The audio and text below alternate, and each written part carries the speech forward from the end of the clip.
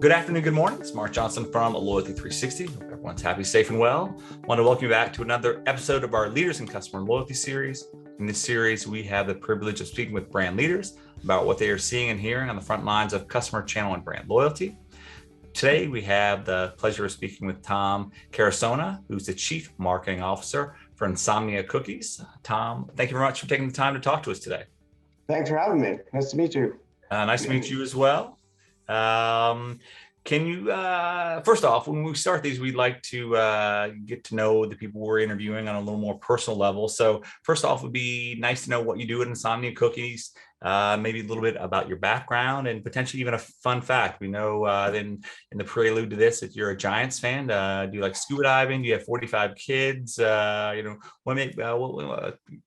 a fun fact? Sure. Not 45 kids, but let me, just by background. So it's Tom Carusona. I'm the Chief Marketing Officer of Insomnia Cookies.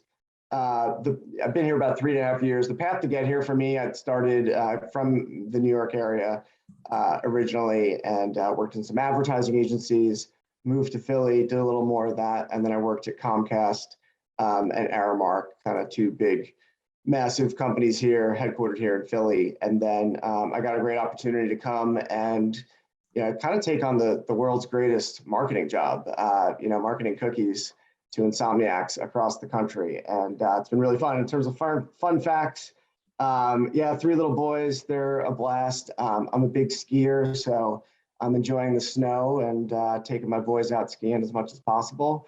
And my favorite cookie, I want to do that. Favorite cookie, salted caramel deluxe. Highly recommended. Okay. Deluxe, perfect. That's good. For those who may not know about Insomnia Cookies, can you tell us a little bit about the brand, the background, what you guys do, and how you do it? Sure, absolutely. So Insomnia Cookies is a pretty interesting story. It was started by a college student, Seth Berkowitz, who's still my boss and the president and CEO. So he was a college student at the University of Pennsylvania and up late one night, like we all are often in college, looking for kind of a midnight snack. And he was really getting sick of the same pizza and cheesesteak kind of options that he had. And as legend goes, he started baking up cookies and handing them out on campus and realized that he was bringing a ton of joy and warmth into all these fellow students' minds. And he thought, maybe this is a real business opportunity. So that's kind of how the company was born. It was truly born from a college campus. And then we opened up some brick and mortar locations at other college towns in Syracuse and College Park, Maryland. And then it just kind of kept growing from there. We'd say kind of similar to Facebook. It started like a viral sensation from these colleges that started to connect. The value prop of the company is that it's warm cookies delivered late into the night. We like to say warm, delicious, delivered. And we've got 212 plus locations now across the country, a mix of traditional college towns and then cities where we have multiple stores. Kind of move after the college, you kind of look at downtown city locations where we can own the night, because being open late is really another important part of our DNA. Okay. How late are most of the stores open? Most are open to at least 1 or 3 a.m. Almost every day of the week. Wow. Okay. Yeah, that's awesome. And I think earlier this year, or maybe early last year, should I say in 2021, you launched a Cookie Magic Unlimited Cookie program. Can you tell us about the program, what went into launching that program and some of the benefits? Sure. Yeah. So we had been thinking about a membership program for a long time for Insomnia Cookies. We have a pretty rabid fan base. We talk about a community, a true community of insomniacs. We call our customers and actually our employees insomniacs as well. And we're trying to figure out, is there an opportunity for kind of our best insomniacs, the ones that are most engaged, to have an even deeper relationship with us. So that's where Cookie Magic kind of spawned from. The program is it's $9.99 a month. It's basically unlimited cookies. You get a free cookie every single day. Whether you walk in the store, you just grab a cookie and go, or you get one delivered to you. And then it also comes with free local delivery. So our stores right now are a mix of, if you live near a store, you can get a warm cookie delivered, late into the night, just like you get pizza delivered. But if you live outside of our footprint, you could get nationwide shipping. So on the local delivery, you get free delivery, you get the free cookie, and then if you're ordering nationwide shipping, it's 20% off all shipping orders. And then on top of that, we do just tons of like exclusive deals, promos. We'll do early product previews for the Cookie Magic members. Really try to treat them like VIPs and kind of see what works in terms of driving value for them. Okay, so for $9.99 a month, I get a free cookie every day delivered if I wanted one. Yes. You still have to hit the minimum of delivery to do the delivery. Okay. But yeah. But you could just walk in the store too, get a cookie and walk out. Okay. What do you see from a behavior perspective? People that are, with the $9.99 a month, are they coming into the store more frequently? Is that kind of are they kind of getting a mix, hitting that minimum delivery threshold? What are you seeing so far with the program? It's a pretty good mix. I think one of the things that was maybe most surprising, maybe not because we designed it this way, but kind of the attachment to those special deals that we're providing. So those are the basic deals, right? Like, and the number one reason why they want to stay in the program is the free cookie. But on top of that, we really give them amazing deals and exclusive for brand new products and stuff. So the attachment and the trial of those has been really, really strong, and we've been happy with that. Okay, great. When you launched the loyalty program, what was the thought process by having a paid membership program? Was it the ability to be able to do some unique kind of rewards or be able to offer unique incentives? When most people launch a loyalty program, they may or may not have a paid component too. So it's always interesting to see, what the thought process that went into, launching a paid program. Sure, and just for some context, we actually do have both. So that we do have a kind of traditional loyalty program, free to join. It's pretty basic, which I actually like about it. It's basically, you earn a certain amount of points, and then you can redeem those points for value in the store. So your 100 points gives you kind of $10 back in value. And then we, just like traditional loyalty programs, we provide additional layers of benefit to them as well. This is really about kind of differentiating, the core loyalty program to this kind of elevated program for these kind of super users of Insomnia who we knew were coming a lot. We wanted to give them more value. And really, if you order just a couple times a month, the program pretty much pays for itself. So that's kind of how we saw this all come together. Okay, excellent. When you kind of thought about the program, I know you also launched an experiential kind of cookie lab, a new storefront kind of layout in early 2021. Can you tell us about that concept and kind of the goals you have for it?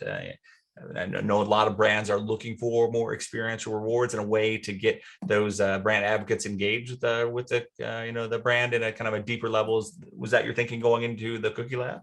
Yeah, it's funny. The Cookie Lab is almost like a physical example of loyalty for Insomnia Cookies, right? So we built this physical location that's in Philadelphia, and the idea of it is really putting kind of what we call Cookievation, which is our innovation and new products and new ideas, really into the hands of Insomniac customers. So we have this awesome location. It's in South Philadelphia. There's a normal Insomnia Cookies in the front. You could go in there, get your cookies and ice cream, whatever you want to do. And then there's this secret bookcase that opens up into a speakeasy, or as we like to call it, a sweet easy. And you kind of go down this really cool corridor and you're entered into this amazing kind of, I call it like a brand explosion of Insomnia Cookies. We have like the own the night mentality. We've got really cool lighting. It's just a really wild, elevated experience. And then the lab element of it is what really makes it unique. So you can customize your cookies. You could start with the dough, add in whatever you want. We'll bake it right up for you. And then you've suddenly made, Mark's unique cookie. Or you can start with the base of a cookie, just like you would with like ice cream, and kind of build a cookie with all types of stuff on top of it, kind of like a sundae. So we're really, and then we also have kind of over-the-top milkshakes, which is something that we don't offer at any other stores, just at this location. So it's this really amazing experiential kind of version of the brand. We also are kind of learning from Insomniacs now in terms of, what toppings they're using or what ingredients they're using and mixes, and trying to pull those insights back into kind of our core menu at Insomnia Cookies. So getting back to loyalty, like I started with, this is for what we're seeing there is people who have never been exposed to the brand are coming in, but we're also seeing like super users of the brand that might live 3 or 4 hours away, getting into their cars, creating a TikTok about like this destination in Philadelphia that we've created. So that's what I mean by like, it's like a physical representation of loyalty. We started with the insights that, people really love the customization of our brand and cookies, and we just kind of let it roll from there.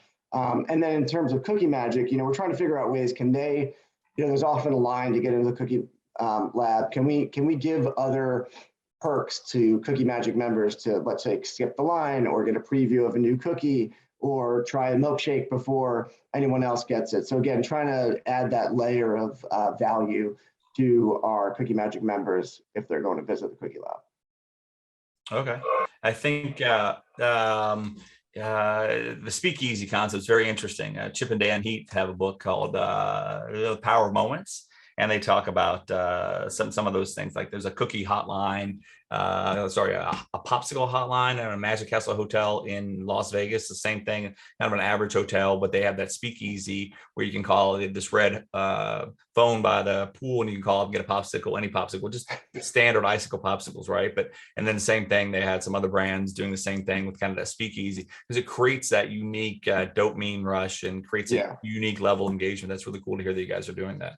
Yeah, it's fun to go there and just kind of watch Insomniacs interact, and the moment where the bookcase kind of opens up it's a really special moment, and like you said, it creates that immediate kind of emotional connection with our consumers.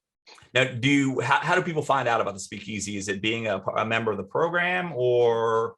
No, I mean the speakeasy is open for anybody. So we're doing traditional marketing of it, a lot of social media, a lot of influencers. Because it is such a shareable kind of experience. So, and it also kind of markets itself, right? You've got people in there. Every time that door opens, they've got their phone up and they're kind of recording the entire experience. It is pretty memorable and unique. Okay, great. When you look at your customer loyalty program, what are 2 or 3 things that you think that are doing well with the program, that you guys are doing a good job with? Yeah, I think speaking of Cookie Magic specifically, I think number 1 and most importantly, like happy Insomniacs. So we're scoring. We're asking. We did a survey a few months ago just to kind of get a view on what the current members thought of the program. They really scored it very high in terms of likelihood to recommend to other consumers. So I was really happy with that. And then the other thing, what I kind of mentioned earlier, is just kind of that attachment to our products, right? So they're not just using it for a free cookie. They're really adding these additional products and trying new things, trying new deals, trying brand new products that we haven't even, put out to the public yet, but really connecting and having a deeper relationship. I think those are probably 2 of the most important things for us that we're learning. Okay, that's awesome. And when you look at customer loyalty, we always like to understand how brands are defining customer loyalty from a qualitative or quantitative perspective.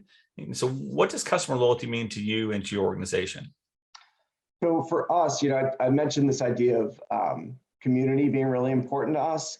So like loyalty is kind of the ultimate goal of everything that we do, right? So not just being part of a program, but being brand loyal to Insomnia Cookies and feeling like you're really an Insomniac, and that we've built this, thriving community of people that have this shared love for, a late night snack with Insomnia. And I think that's kind of like the top of everything that we're trying to do, whether you're in marketing or any other role at Insomnia Cookies.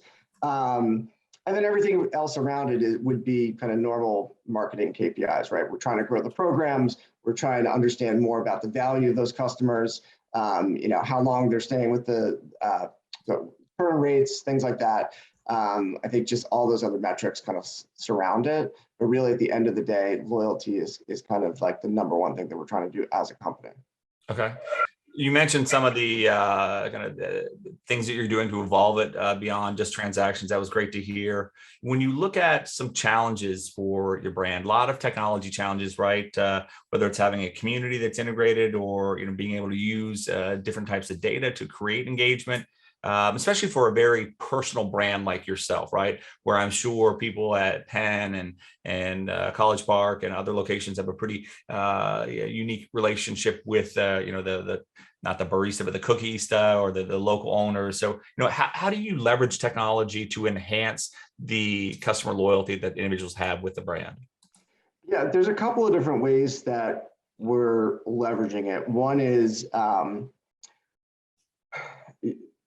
trying to understand insights from our loyalty customers and so from a product perspective, meaning our food product, are there insights that we can pull out that actually help us create a better cookie in the future, or create a better LTO, or whatever that might be. I think that's a big part of it. I think challenges from a technology perspective are a little bit of what you talked about, but also having kind of different information from different sources in different places, right? So like, how do we start to connect the dots between we've got a legacy POS and a new POS coming out, right? We've got a website and an app over here, really trying to connect the dots so that when we talk about a consumer, right, one Insomniac, we know that that's that same person, and we have a full 360 view of that person, and we could start to build out their profile so that we truly understand what motivates them and what's going to keep them coming back as an Insomniac, and what can we do to be better to serve them. So I think that's probably the biggest challenge is, there's so much data and information, and how do we pull it together in a way that totally makes sense and that we feel really confident with. Okay. You talked about it a little bit. Personalization is very important. Knowing what person's favorite cookie may be, or kind of the propensity to buy, or when they're buying, or even if it's tied to a stressful event like a big test or what have you. How do you look at the opportunity of personalization for you and your program? Yeah, I mean, it starts again with our menu, and just the fact that so much of our menu truly can be customized to the person, right? Just to put it in perspective, we're not just selling one cookie that you get to pick, or even 10 cookies. We have a whole menu of cookies, and then you can put them together in many different ways that are going to be really relevant to you. So if you want to make a cookie which is our, ice cream sandwich, you get to pick the top cookie, the bottom cookie, the ice cream flavor, the mix-ins and the flavor. There's, millions of combinations. So it really starts with that menu and understanding, or giving our customers the ability to customize as much as possible. And the flip side is how do we leverage the data to be as relevant and useful back to our customers as possible, right? So whether it's, if we know you've ordered something 75 times, you come to the website, we try to make it as easy as possible for you to reorder that. We're starting to get a little bit more advanced in terms of journeys, and, being able to understand, Bob ordered for the last 17 Tuesdays, let's remind them again to order this Tuesday, right? Just try to be a little bit more connected on a one-to-one basis from a marketing perspective with our customers, and to kind of connect the dots there from the product and how unique it is to you, the customer, and then how we can message them and market to them in a unique way as well. Okay. One of the things we like to understand too is with regard to your customers. A lot of changes going through COVID. Customers are changing before that. Some perceived, some real. How do you feel your customers are changing, and how are you as a brand changing or adapting to that change? Yeah, the COVID was really interesting for us. I talked about us being kind of grounded in the history of being a college brand, which is great. However, if you remember those first few weeks of COVID, the first institutions that were affected by COVID were colleges, right? Harvard and Stanford, all these big colleges started shutting down, and all of our customers were going home and not necessarily in our footprint anymore. So we had to really think and act quickly and pivot. And one of the things we did was really pivot and offer that nationwide shipping option as a more of a lead horse in many ways, so that we could connect with consumers that may have been displaced from COVID. So that was a great way at first to connect with our college students that were displaced. But then what it also did for us was actually expose Insomnia to a nationwide audience, right? With only 200 stores, we're still relatively small, right? You might have another brand that has 80 stores in one market. We're talking about 200 across the whole country. So by starting to do a little bit more marketing on the nationwide perspective, it started bringing in new audiences for us, which is interesting. We also saw an occasion shift. So the main occasion that Insomnia kind of exists to serve is immediate indulgence, right? Like, I need a cookie right now. Let me go get my cookie. Let me get it delivered. Let's get this, group of people studying together some cookies. We started to see a shift, or at least a growing opportunity for us in planned occasions, right? Birthdays and, anniversaries and graduations and Mother's Day and all these kind of gifting occasions started to become an opportunity for us. And then we started bringing in some, new customer segments, which ended up benefiting us in the long run. Okay. When you look at the measurement's very important from a customer loyalty perspective. Is it driving incremental revenue? Is it driving incremental spend? Especially when you have to go back to the CFO, your controller, to get incremental investment. When you look at KPIs, what do you and your team look to measure regarding the success of your customer loyalty, customer experience efforts? Yeah, I mean, of course, you're going to start with all those, those top line metrics, just like total number of members in the program, paid members. If speaking specifically to Cookie Magic, trying to understand how many of our paid members are actually on some type of promo, right? Like we might offer a free month trial or something like that, and trying to understand what that churn rate is. That's really important. And getting to, let's say, like an LTV, but really it's like a yearly value of a customer. That's kind of like the ultimate metric that we're trying to understand, and trying to understand that in comparison to the other segments that we have. I think that's really important. And then everything else that surrounds it is some of the things I talked about earlier, right? Like attachment to some of the deals or products that we're pushing out there, likelihood to recommend and connect with other insomniacs, and how do we grow that kind of community? And then just overall satisfaction with the program and with Insomnia Cookies. Can there be some type of connection there? Okay. And what's the next big thing for Insomnia Cookies with regard to their approach to customer loyalty? I think the next big thing is kind of what I was talking about earlier, trying to get a better 360 view, a confident 360-degree view of our customer. Like really understand, okay, this customer is bouncing between ordering for delivery, sending gifts through nationwide shipping, and going to this store, right? Trying to get a view of that in a way that we feel really confident with, and then we could start to build journeys and campaigns around. I think if we can get there, which we're really close to, is just kind of hooking it all together, we're going to be able to be that much more efficient and powerful and effective with our communications. Okay. The competitive set, I think, could be pretty wide for you. Other cookie companies, right? Other confectionery, potentially even pizza and other delivery service, I think could be somewhat competitive potentially. Who is your competitive set, and what are you doing that's different or unique vis-a-vis customer loyalty to that group? Yeah, I think you kind of hit the nail on the head. I think, we compete for immediate indulgence occasions, right? That could be late at night, and that could be other cookie companies that exist. It could be pizza and tacos, whatever kind of is open late that people are looking. We're thinking about from a share of stomach perspective. I think typically we see that if you're a sweets person, you kind of we're looking competing most directly in the kind of sweet space, but we do kind of think about that broadly. And then, on the gifting side, it's everything, right? Like think about Valentine's Day now, we could be competing against a flower company or a fruit basket company, like you name it. There's so many different ways to send a gift, but cookies are kind of a big part of that. So I think we try to be as open and understanding as possible. And there's obviously certain brands that we're keeping an eye on, and just understanding what they're doing in the space and how it might affect our Insomnia. Well, thank you very much for taking the time to talk to us today. It was very interesting to hear about, what you guys do and how you do it, and kind of how you approach the Insomniac group. And I think you're doing some very cool things with regard to personalization and adapting to the changing customers. So it was great getting to know you a little bit personally, Tom, and then also getting more to know about how I can get cookies in the mail and then kind of the program you have. It's like a great program, and you're doing some great work. Thanks, I appreciate it, Mark. It's really nice to meet you, and Carly, thanks for having us today, and looking forward to connecting in the future. Absolutely, and thank you very much, everyone, for listening. Please join us back for another edition of our Leaders in Customer Loyalty series soon. Have a wonderful day.